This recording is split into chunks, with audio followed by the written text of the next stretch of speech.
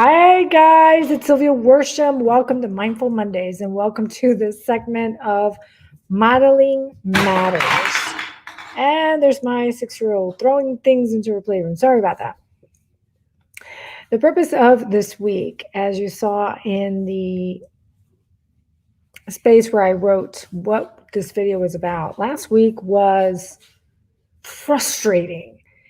It was depleting. It was impatience. It was like, oh, why is she not doing what I need her to do? It's like, can't she see that I have so many things on my list to do? Can't she see that if I don't get the laundry done, it never gets done?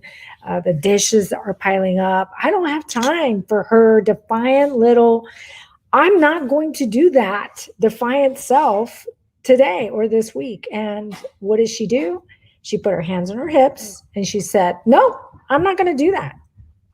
And you know what it taught me? It taught me a lot about myself. It taught me about my own modeling of my own behaviors being modeled to my children. It taught me so much about it all.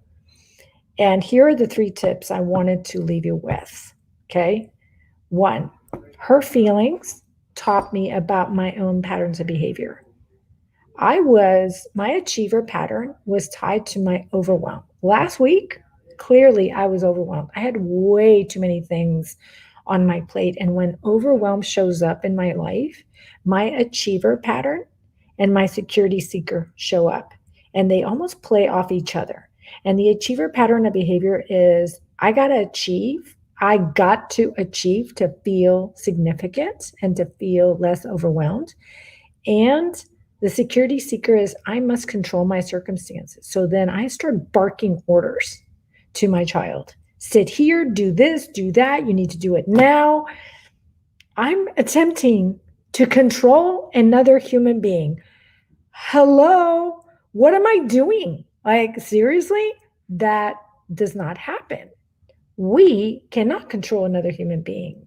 We can only control ourselves and our behaviors and our own modeling. And that's why it matters, because what I'm showing to her is what her subconscious mind is seeing as normal. Yes, it looks at that example and it says, well, that's normal. I need to achieve to be happy. I need to control other people in order to feel better about myself. That's normal. That mind has 0 filter, guys. Remember that. It's literal in its it does not have the logical part that the conscious part of your mind has. As a little kid, you cannot consciously and logically work through it. And that is a lot of stuff that my husband and I kind of disagree on. He's like, but they have a logical mind. I said, yes, they do, but they're little. They're little, and their subconscious mind right now is the most powerful part of their mind. And it's very powerful in adults that don't even get coached either. And it goes on automatic pilot when it is attached to a feeling, and that feeling shows up in your life. And if you don't interrupt it, it just keeps going in the same programming you have given it for the past 40 years. And that's exactly what happened last week. Her feelings taught me, her anger feelings taught me, she did not want to be part of my to-do list. She needed me to give her love. She needed to feel certain in my love for her. And she needed to feel significant in my life. And not just, let me just check you off, because I'm a virtual teacher with my daughter and trying to balance that with my coaching, writing, and speaking career and the household and everything that comes with it, appointments and everything alike. So her feelings, tip number 1, showed me about my own patterns of behavior. And that's why modeling matters. So watch that. Number 2, collaborate. Collaborate with your spouse, with your other parent that's helping you with these kids, if you have one. Collaborate with them in a healthy way. What do I mean by in a healthy way? Each one of you has a particular set of gifts that when you use them independently of each other can really be an unstoppable team. It really can. But we sometimes get so caught up in being the most significant ones in our children's lives that We forget that. We forget to collaborate, and we need each other. We really need each other. And the way you treat your spouse or your parent or the other parent in your life matters. They are picking up on your cues. So, for example, if I interrupt daddy and I'm not respectful towards him, they are seeing that as normal. And they are saying, well, if mommy doesn't respect daddy, why should I? I don't need to respect daddy. The same works in the opposite direction. If daddy doesn't respect mommy, doesn't give her place as mommy and respect, even in his relationship with her, that's also being seen as normal to your kids.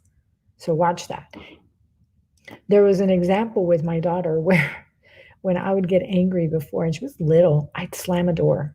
I would just lose my patience and I'd slam the door. My husband would do the same thing. Well, she started to slam the door just recently. And I told him, I said, we shouldn't punish her for that. We modeled that to her. We modeled slamming doors. So now she's slamming doors. We need to take ownership for that first. So we sat her down and we said, hey, really? She goes, well, Mom and Dad, you're confusing me. You slam doors, so I thought it was normal to slam a door. When you get angry, that's an expression of anger. I looked at my husband, I was like, what did I tell you? Modeling matters.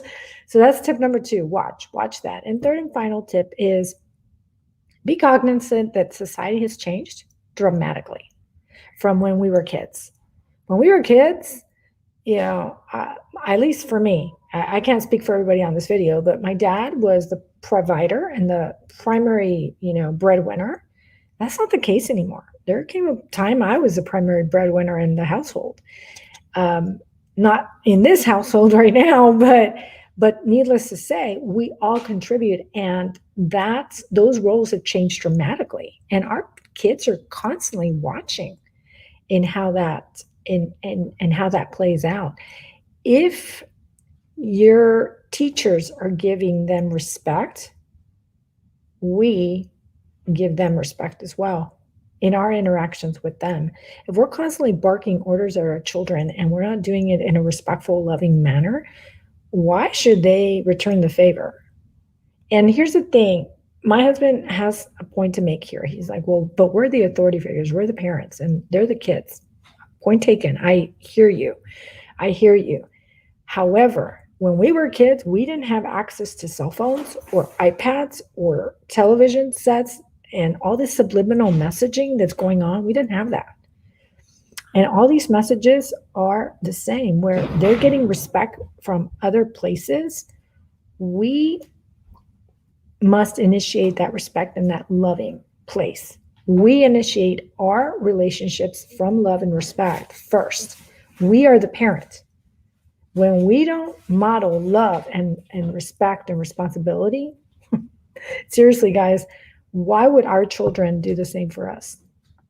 I mean, it just doesn't make sense, right? So once again, those 3 tips were, them, right? The very first tip was the feelings give you a lot of information about their needs. The second tip is collaborate. You don't need to do all this on your own, nor should you.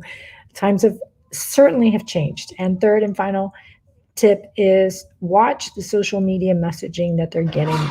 Initiate your conversations and your interactions with your kids from a place of love and respect, and see how it comes back to you tenfold. I'm Sylvia Worsham, your host of Mindful Mondays. If you like this video, please like it down below and share it, right? And if you haven't already done so, sign on to my YouTube channel.